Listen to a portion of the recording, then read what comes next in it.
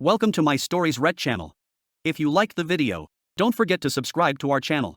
Also, please like and share your comments. We make new videos with interesting stories every day. I, 20F, walked in on my boyfriend, 22M, cheating on me with his longtime friend. I wish this were a joke. My heart physically hurts just typing this out. My boyfriend, who I'll call K, and I have been dating for 4 years. After high school, he asked me to move in with him in a different state. I agreed so that we could be together while we attended college. Over the years, we made amazing friends here, and he was just as kind to me as when we first started dating. Cute awkward text messages, surprise gifts, and flowers at least once every 2 weeks. We had a date night every Thursday after work as well. We were both from well-off families, so we never struggled financially. He also told me he loved at least once a day. Well, last week I got out of work early. I was in a good mood because Kay had sent flowers to my workplace and ordered me Chinese for lunch, because I had mentioned that I had a taste for it the night before. On my way home from work, I picked up some of his favorite donuts and went home. When I walked in the door, I could immediately hear the moaning. I walked to our bedroom to see that our friend Ellie was on top of him. My heart dropped. They'd known each other for 10 years, but they were never close, or so I thought. They didn't notice me until I dropped the donuts in shock. They quickly covered themselves up and Kay got up to try and explain the situation to me, but I wasn't hearing any of it. I packed a bag and left to my friend's house. I've been here for the last week trying to rationalize everything. He's been calling me and texting me, telling me he loves me and that he doesn't know why he did this. He's been asking me to come back. Where did I go wrong? Was I not satisfying him enough? I just don't understand why he would do this to me. I have no idea what to do moving forward. Update 1. First, I would really like to thank you all for all of your supportive comments and DMs. They really helped me to pull myself out of this hole a bit. For those wondering what excuse Kay gave me, he told me that it just happened. He said this really was the first time and it wasn't planned at all. That I should know this isn't the real him. He explained that she came over and that one thing just led to another and it was a mistake he'd do anything to fix. He sent me pictures of an engagement ring as well.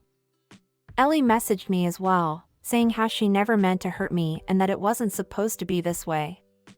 Kay is still bombarding me with messages apologizing and asking for forgiveness. After reading through all of your comments, though, I decided to take your advice. This morning I called my friend Ian and explained the situation to him. I asked him if he'd be willing to come with me and help me to grab my things while Kay was at work tomorrow morning. I explained the situation to my friends and family and they all agree that leaving is the best option. I will be taking all of my things and flying back home. My parents have sent me the money for a ticket and I'll be moving back in with them for the time being. I don't plan on telling Kay anything. He will just come home to a partially empty apartment. Thank you everyone for all of your wonderful support. Any future updates will be made to my page, for anyone interested. Update 2. Thank you all again for your supportive messages and kind words. It really means a lot. As planned, my friend Ian and I went back to the apartment in the morning when I knew Kay wouldn't be there, to pack my things. It took about 3 hours in total to pack all of my things with Ian's help. We packed my things into our cars, then went to have them shipped back to my parents' house. To be honest, I'm still completely heartbroken. All of you called me strong and I thank you, but I don't feel strong at all. I feel as if I just lost half of my heart. I really did think he was going to be the man I would marry. So it was very scary when I got on my phone to look at the security cameras and Kay was throwing things around and acting like I'd never seen before. He'd always been very level-headed. At least to my knowledge. He called me at least 100 times, but I'm not going to answer. I decided to take your advice and block both him and Ellie. I'll be on my flight back to my parents tomorrow morning. Update 3. Sorry it took so long for an update. A lot of crazy things happened after I got to my parents'. As I was getting settled in, it turns out that a mutual friend of ours told Kay what I was doing, and he thought it would be a good idea to come to me in person to beg for forgiveness. To be honest, I almost had a moment of weakness until it became apparent that he didn't come alone. He brought Ellie with him. He said it was because he figured with her also guaranteeing that it wouldn't happen again, I would believe him and go back to him. Ellie also decided this was the best time to admit that she was pregnant and that Kay might be the father. Kay said that even if he was the father, he would only be there for the baby. That his heart would only belong to me. I was furious and heart was broken all over again.